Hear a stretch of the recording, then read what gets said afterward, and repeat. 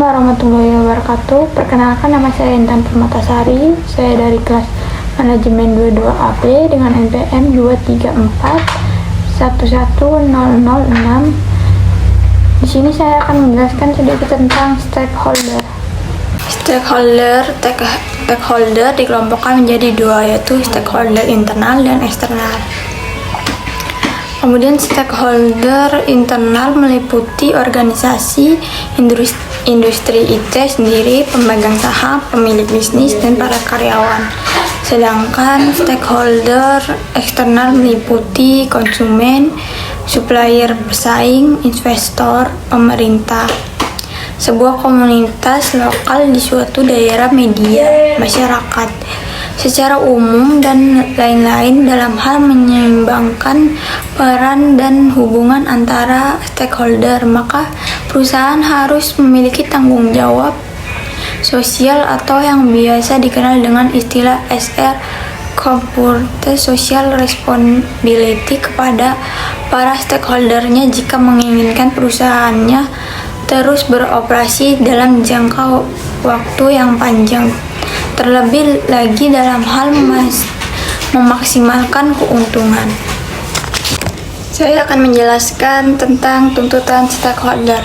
Terkait kepentingan eksternal, perusahaan diharuskan untuk menjaga kelancaran arus kas, likuiditas, pembiayaan, kegiatan operasional, dan investasi. Terkait dengan kepentingan pihak internal, perusahaan harus memperhatikan gaji dan kesejahteraan karyawan, hubungan perolehan keuntungan secara timbal balik antara perusahaan dan karyawan adalah bentuk moralitas bisnis.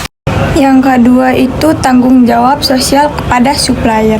Kerjasama antara perusahaan dengan para supplier harus dijaga dengan adanya tindak kejujuran dalam penetapan harga dan hak untuk menjual, mengedepankan rasa toleransi agar tercipta hubungan jangka panjang dalam bisnis, selalu bertukar informasi dengan supplier dan melakukan pembayaran secara tepat waktu pada para supplier.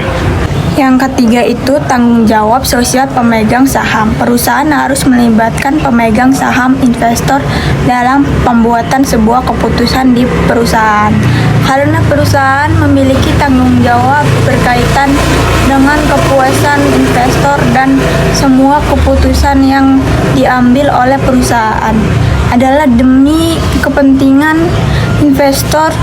Hubungan timbal balik yang sangat menguntungkan ini harus tetap terjaga agar tujuan objektif perusahaan dapat tercapai dengan maksimal.